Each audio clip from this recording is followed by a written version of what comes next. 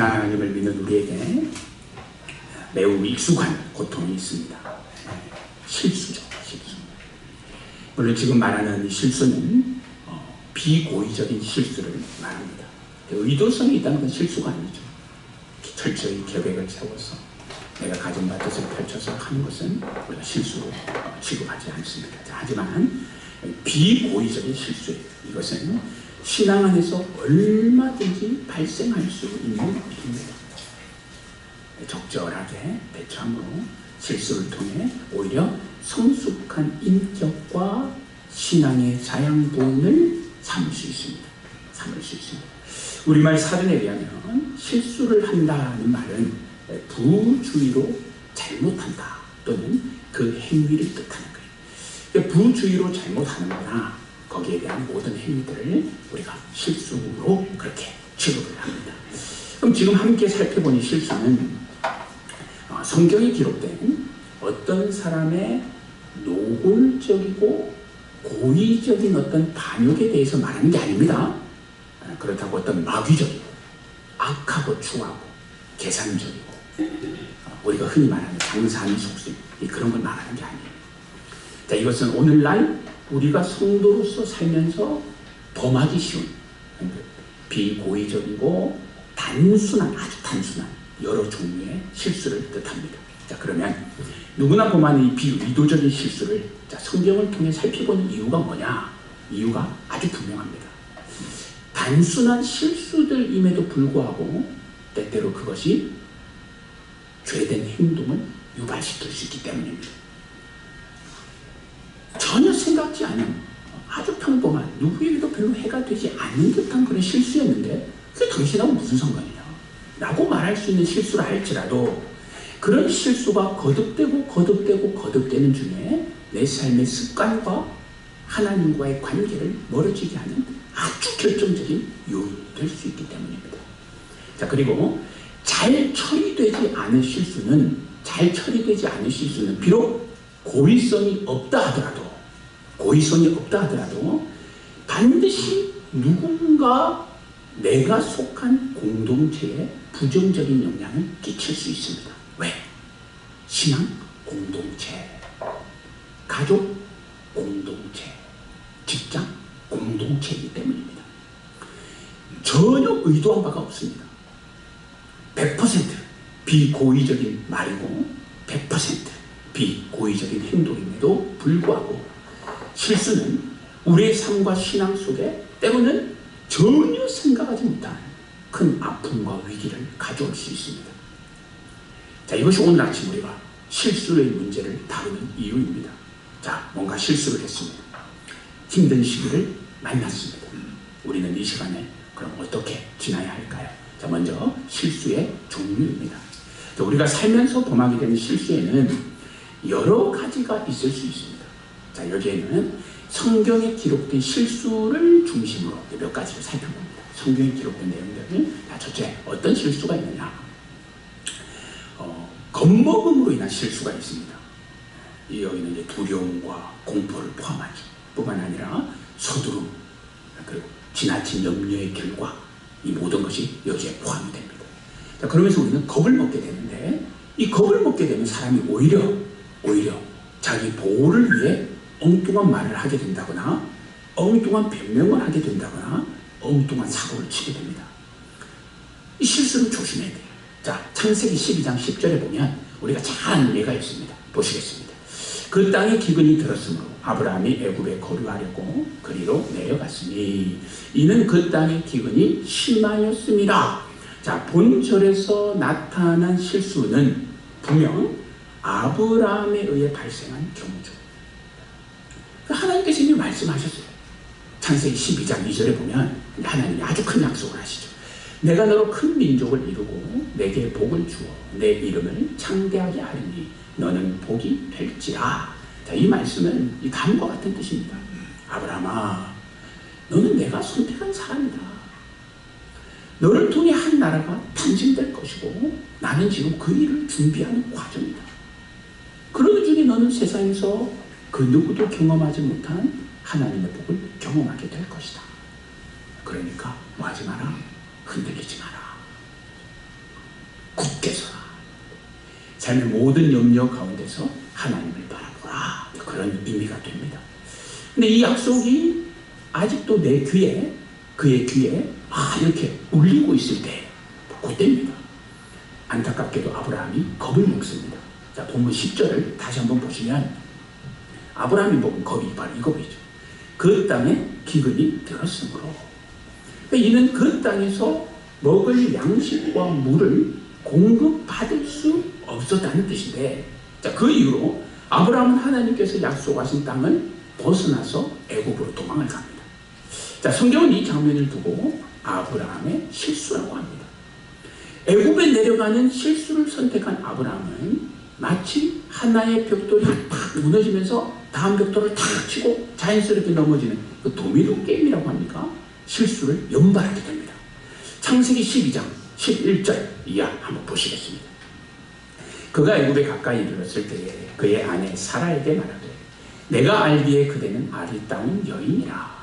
애굽 사람이 그대를 볼 때에 이르기를 이는 그의 아내라 하여 나는 죽이고 그대는 살리리니 원하건대 그대는 나의 누이라 하라.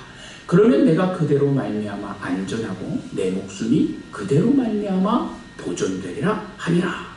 우리 이제 저 사건이 어떤 내용인지 잘 알고 있죠. 애굽 땅에서 아브라함의 생사 화복은 아내 사라를 뭐라고 부르느냐에 달려있는 게 아닙니다. 성도는 산 땅에서, 우리는 이 땅에서 풍년을 만나든 흉년을 만나든 살고 죽음이 하나님께 있습니다. 우리의 삶은 내가 저 사람을 핑계를 대고 내가 이 교회 현장을 핑계를 대고 여러분 여기 있지 않습니다. 물론 그 현장은 우리가 고쳐야 하고 그 현장은 얼마든지 수정되고 계도를 바꿔야 합니다. 잘못되었다면. 하지만 내가 무언가를 핑계를 대고 누군가를 어떻게 이용한다고 해서 내가 잘 사는 게 아닙니다. 여러분 성경은 그것을 다람쥐 쳇바퀴라고 합니다. 그런 현장을 만날 수 있지만 그 속에서 하나님께서 나를 살리기도 하고 하나님께서 나를 죽이기도 하고 하나님께서 그를 회복시키기도 하고 하나님이 그를 연단시키기도 한다. 그러니까 아브라함의 미래는 하나님께 달려 있습니다. 이게 우리의 신앙 고백입니다. 하지만 우리가 때때로 경험해 보아서 잘 알듯이 기근으로 인해 겁을 먹게 되면 여러분이 눈이 멉니다. 사람을 자꾸 이용하는 거죠. 어떻게 해서든 주변의 모든 것을 물질적인 눈으로 보게 될 수밖에 없습니다. 여러분 그런 무언가가 내 인생에 찾아왔다. 여러분 하나님이 사랑하는 표죠. 여러분 하나님 앞에 엎드려야 합니다. 그렇다고 실수한 아브라함을 너무 걱정만 하지 마십시오. 왜? 하나님께서 해결하시기 때문입니다. 자, 다음으로 어떤 실수가 있느냐? 선한 의도가 발생시킨 실수가 있습니다. 그 실수죠. 이건 우리가 흔히 말하듯 이건 진짜 실수야. 의도한 바가 전혀 아니야 라고 말하는 그 실수를 뜻합니다. 순수한 동기를 가졌지만 전혀 알지 못하는 가운데서 발생된 실수입니다. 자, 선한 의도를 가졌지만 잘못된 계획이나 방법을 사용함으로 인해서 비롯된 실수입니다. 모세를 한번 생각해 보세요. 여러분 출애굽기 2장에 이제 그런 내용이 있죠. 그의 나이 40입니다.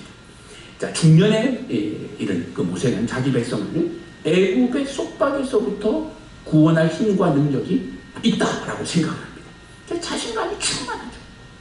그가 이제 소매를 걷어붙이고 내가 가진 자기의 방법대로 행하게 됩니다.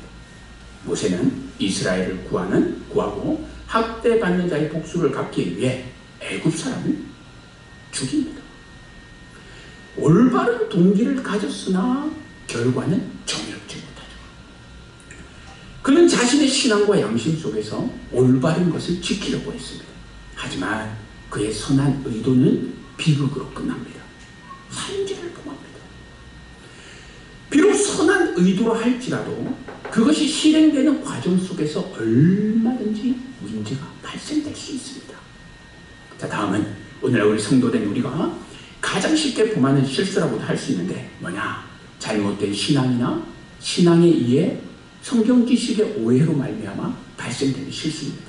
자, 이는 신약성경 갈라디아서에서 보면 이제 우리가 잘 아는 사건이 있어요. 베드로가 갈라디아서에서는 이제 베드로를 개바라고 부르죠. 이 베드로가 바울에게, 우리가 잘 아는 그 바울입니다. 바울에게 아주 크게 책망을 막 받습니다. 갈라디아서 2장 11절을 한번 보시죠.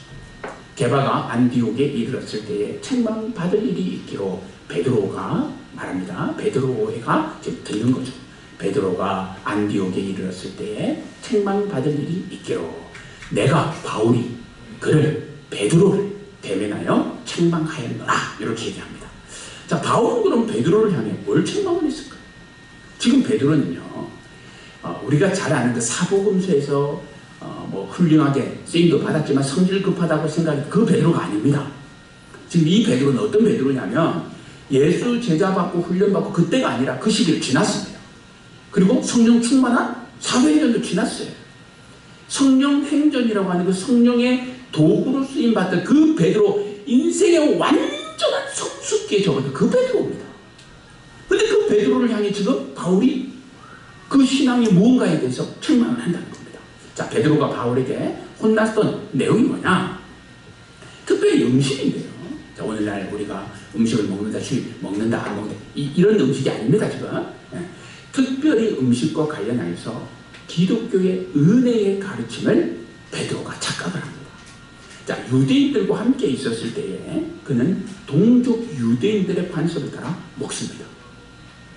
그리고는 좀 시간이 지나서 어떤 형편이 되면 이방인들과 있을 때는 이방인들과 함께 또 이방인들과 함께 음식을 먹습니다. 여러분, 잘하는 일이죠. 네, 잘하는 일입니다. 아니, 사람들하고 다 어울려야죠. 유대인들과도 잘 지내고 이방인들과도 잘 지냈다는 이 사실은 베드로가 그만큼 분명 이 사람이 타고난 성품이 여기서 장점이 발휘가 되는 거죠. 자, 그런데 성경을 자세히 보면 이게 이제 그런 차원에서 머물지를 않습니다.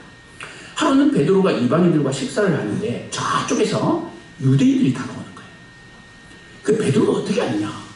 짐을 싸서 도망을 갑니다. 그러니까 율법을 강조하는 유대인들이 볼 때 자신이 지금 율법을 어겼다라고 생각을 한다는 거죠.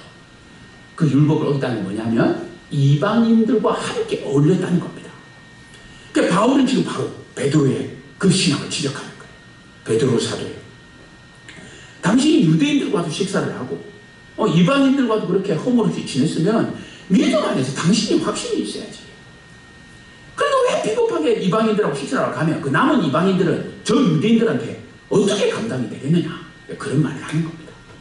저는 신앙의 이해, 우리의 잘못된 습관에 따라 별 일 없이 했지만 그게 베드로에게는 실수가 됩니다. 자, 그러면 두 번째로 이런 실수에 대한 태도입니다. 여기서 실수에 대한 태도라는 것은 실수를 범한 성도의 태도, 우리의 태도가 아니고, 그걸 말하는 게 아니고, 여기서의 태도는 실수를 범한 성도, 우리를 향한 하나님의 태도를 말합니다. 하나님의 태도. 그 실수를 범했을 때 하나님은 우리를 어떻게 대하시느냐? 하나님께서는 실수한 성도 우리들을 향해 어떻게 대하시느냐? 하나님은 그를 거절하지 않고 철저하게 돌아보십니다. 왜? 하나님의 자녀이기 때문이죠. 여러분, 사실 이런 우리에게 주어지는 신앙이죠. 여러분, 본문 7절을 한번 보세요. 7절을 보시면 내가 주의 인자하심을 기뻐하며 즐거워할 것은 주께서 나의 고난을 보시고 환난 중에 있는 내 영혼을 아셨으며, 자, 주께서는 나의 모든 외적인 고난을 보시고 또 내 내면에 내 속에 깊이 자리 잡은 환난을 함께 보고 아신다라고 합니다. 자, 신약 성경에서는 이 부분을 이렇게 설명을 하는데 히브리서 4장 15절을 한번 보시죠. 우리 4장 15절 우리 스크린을 보시면서 우리 함께 읽어보시겠습니다. 우리 함께 읽습니다. 시작. 우리에게 있는 대제사장은 우리의 연약함을 동정하지 못하실 리가 아니오. 모든 일에 우리와 똑같이 시험을 받으신 이로되 죄는 없으시니라. 아멘. 이 본절이 강조하는 바가 바로 그거죠. 주님은 모든 것을 아십니다. 그리고 아시는데 그냥 알고만 팔짱 끼고 있는 게 아니고 그 실수를 하나님의 방법으로 돌아보십니다. 풀어가시는 거죠. 그 실수가 해가 되지 않도록, 그 실수가 우리의 신앙과 영혼과 육체에 악한 영향을 끼치지 않도록 하나님이 돌아보신다는 겁니다. 물론 이제 성경의 내용을 보면 그 앞에 우리의 반응도 있습니다. 하나님 앞에 엎드려서 은혜를 사모하는 그런 과정들이 있지만 사실 그렇게 하나 하지 않으나 하나님은 우리를 사랑하는 게 틀림없습니다. 하나님은 우리의 모든 실수를 돌아봅니다. 어떻게 해서든 거기서 여러분들이 벗어나기를 원합니다. 자, 그래서 하나님은 어떻게 하시느냐? 절대 누구도 거절하지 않습니다. 거절하지 않습니다. 자, 여러분 보십시오. 간혹 실수를 했을 때 우리가 했습니다. 했습니다. 가장 두려워하는 게 뭐예요? 솔직히 마음속으로 한번 생각해 보세요. 우리가 예를 들어서 부모에게 실수를 했습니다. 옛 소실수. 뭐가 제일 걱정입니까? 마찬가지입니다. 우리 믿는 자는 실수 앞에서 누구나 그런 생각을 하게 돼요. 혹시나 하나님이 나를 거절하면 어떨까?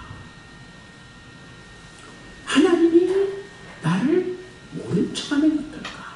이걸 두려워하는 거죠. 그래서 본 마음은 그렇지 않은데 의기소침해질 수 있고 관계 속에서 눈치를 볼 수 있고 불필요하게 자기 방어를 하게 됩니다. 목소리를 키운다든지 쉽게 흥분한다든지 웃으면서 넘어갈 일을 꼬집는다든지. 근데 그런 우리를 다 아시고 주께서는 무엇이라고 말하느냐? 본문 7절에서 보았듯이 보시고 아신다고 합니다.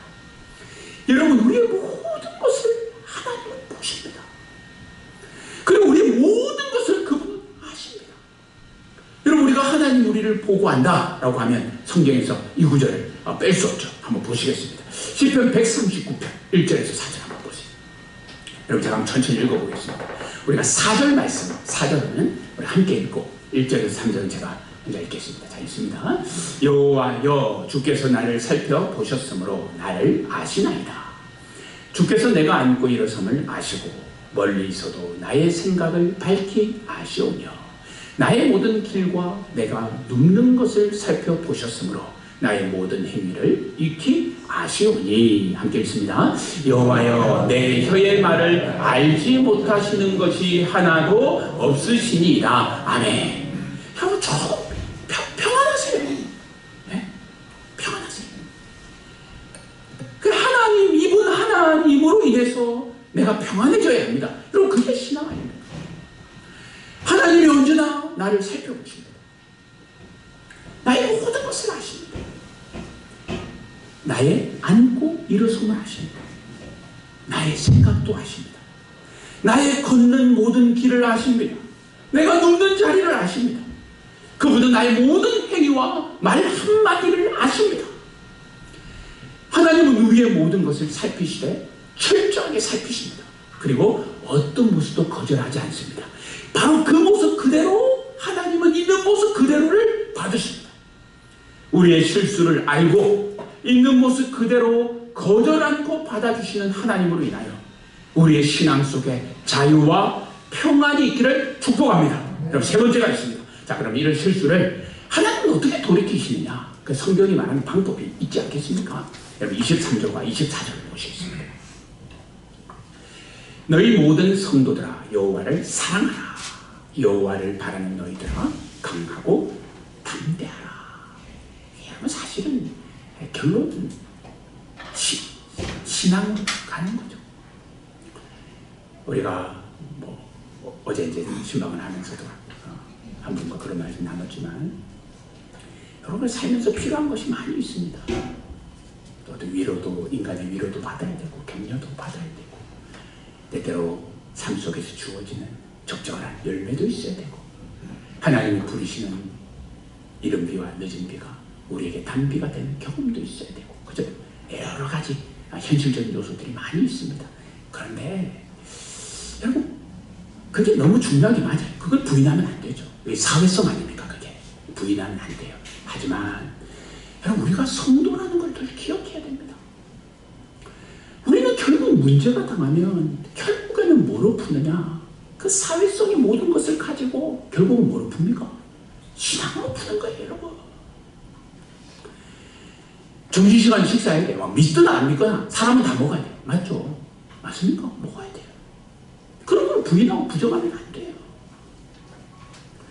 살아가면서 때로는 위로하고 같이 춤추고 노래하고 먹고 마시고 단풍놀이를 가고 이런 건 무시하면 안 돼요. 해야 됩니다. 하지만 그 모든 것들 할 수 있는 것을 다 하시되 결국 여러분 문제의 근본적인 문제의 해결은 여러분 신앙으로 하는 겁니다. 결국은 그 신앙과 믿음이 우리를 해방시키는 겁니다. 23절 24절 내용이 바로 그겁니다. 우리를 실수로부터 돌이키는 성경의 해답은 뭐냐? 믿음 안에서 강하고 담대해지는 거예요. 결국은 내가 무엇을 먹든 누구와 어울리든 어떤 기회를 받든 하나님 앞에서 그분이 주는 믿음으로 말미암아 강하고 담대함을 얻어야 내 인생이 실수가 아무 상관이 없는 실수가 됩니다. 그래 그거 실수지 이렇게 되는 거예요. 너희 모든 성도들아 여호와를 사랑하라. 23절에 보면 여러분 그렇게 돼 있지 않습니까? 이 말씀을 다시 한번 보세요. 여호와를 사랑하라는 확신으로 여호와를 사랑하라. 여호와의 사랑을 뭐하라? 확신하라. 우리 신앙을 말하는 거예요. 여러분 우리 신앙이 어디 있습니까? 솔직히 여기 있습니까? 저기 있죠. 하나님에게 있습니다. 우리가 신앙을 할 수 있는 이유는 내가 믿는 그 대상이 천지를 창조하신 창조주요 모든 지구의 역사를 오늘까지 이끌어온 분이시요 인간의 생사화복을 주장하는 분이시기 때문입니다. 그분을 우리가 신앙하는 거 아닙니까? 나의 실수의 현장을 다 아시고 살피신 하나님께서 우리를 보호하시고 회복하실 것을 그 사실을 믿어야 합니다. 언제나 내가 돌아오기만 하면 묻지 않습니다. 거절하지 않습니다. 있는 모습 그대로 나를 안아주시고 다시 일어설 수 있는 힘을 주실 하나님의 사랑을 우리는 확신해야 합니다. 그 확신을 위해 우리가 기도하고 찬양하고 감사하고 말씀 듣는 겁니다. 비록 어떤 실수를 행했다 하더라도 비록 때로는 그것이 인간의 어떤 나도 모르게 사악한 죄성에서 좀 그럴 수도 있잖아요, 사람이. 저도 진짜 그런 일이 내 인생에 진짜 딱 한 번 있었는데 정말 한 번 있었는데 그러면 안 됐는데 내가 지금도 하여튼 그게 마음에 있어요. 그게 고의적 실수라 할지라도 근데 그거라 할지라도 내 모습까지 돌아보면 그 모습까지 돌아오면 하나님이 받아주고 대하시는 그 하나님을 믿는 거예요, 여러분. 그 하나님이 믿어지게 해달라고 기도하는 겁니다. 여러분 성경에 좋은 예가 있지 않습니까? 못난 자식이 있었습니다. 딸이든 아들이든 똑같습니다. 하여튼 못난 자식으로 통해 우리는 그를 탕자라고 부릅니다. 아버지 재산을 다 날렸지 않습니까?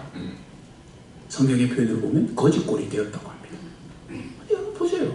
그 부모님이 걔를 어떻게 받아줍니까?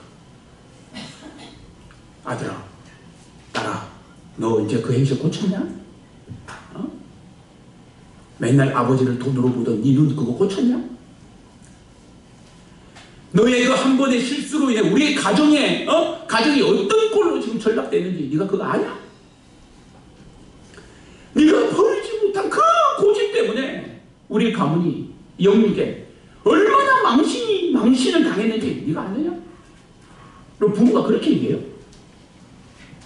그러면 그 사실 그 진짜 생존의 이 출생의 비밀을 한번 그런 부분을 확인해 봐야 돼요. 그렇지 않습니까? 여러분 마음속으로 답해보세요. 낯선 땅에 갔습니다. 허랑방탕한 삶으로 아버지로부터 받은 재산을 다 탕진하고 그렇게 살았습니다. 못난 아들 한번 생각하면서 답해보십시오. 그러면 아들이 집 나갔다, 자식이 집 나갔다, 딸이 집 나갔다. 그럼 그 순간부터 내 자식 아닙니까? 집 나가면 자식 아니에요? 부모도 억지로 받아가지고 부모한테 못난 짓 하고 집 나갔다. 그러면 자식 아닙니까?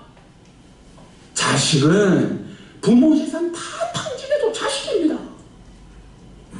자식은 부모의 품으로 돌아오지 않아도 그러면 안 되지만 XX 삶을 살아도 자식입니다. 밖에서 뭔 짓을 하는지 모르겠지만 그가 무슨 짓을 하는가도 상관없어요. 사실은 상관없어요. 왜? 혈연관계니까. 맞습니까? 이것이 오늘 하나님이 우리를 바라보는 신앙입니다. 이게 하나님의 마음입니다. 내가 실수하면 하나님 자녀 아닙니까? 여러분 장로님들, 내가 실수하면 동성애 목사 아닙니까? 대답 안 하네. 맞네. 예? 아니 권사님도 실사님도 그렇게 오늘까지 그 교회 안에서 인간관계 맺어왔어요? 실수하고 잘못하면 그러면 우리 교회는 아니에요? 물론 간역 중에 좀 약도 그러하듯이 좀 쓰는 말도 하고 다른 말도 할 수도 있죠. 그거는 왜 합니까? 진짜 사랑하니까 하는 거 아니에요. 돌아오라고. 어떤 의미에서는 여러분 한번 생각해 보세요. 예수께서 우리가 하나님과 자식관계 트기 위해서 우리에게 중간에서 바쳐진 무슨 일이 있었습니까? 누가 죽었습니까? 예수님이 그것 때문에 죽으신 거잖아요. 그런데 그것을 물린다고요? 여러분 그게 비신앙이고 그게 불신앙인 겁니다. 그거를 무너뜨릴 수 있다고 생각하는 게 비신앙이에요. 어떤 의미에서는 하나님이 진정한 부모님이시라면 뺀질뺀질한 자식들을 더 불쌍히 여기죠. 예? 아픈 손가락 걔들 때문에 맨날 하나님 도우시겠죠. 오히려 그런 자식을 바르게 돌이키려고 힘을 더 쓰는 게 부모의 마음입니다. 자, 성경이 증명합니다. 어떻게 증명하느냐? 여러분 이 탕자 내용을 조금만 더 생각해 보세요. 자기가 한 행동 때문에 얘가 그래도 양심이 있어요. 머리를 들지 못해 썩이고 그래. 아이고 집에 갈까 말까 하다가 이제 안 되겠으니까 집으로 가죠. 그 집을 향해 오는 아들을 보고는 성경이 어떻게 표현을 합니까? 부모가 볼 때, 아버지가 볼 때 아직도 뭐가 뭔데? 거리가 뭔데? 모르는 거예요. 여러분 자식은 몰라요. 걔들은 모른다니까요. 여러분 자식이 부모를 위해 기도한다는 거 여러분 기대를 하지 마세요. 철들 때까지 그냥 여러분이만 기도한다 생각하고 그 거리가 뭔데? 그가 내 자식인 걸 알아차리고 나갔어. 나갔어. 신발도 안 신고 나갔어.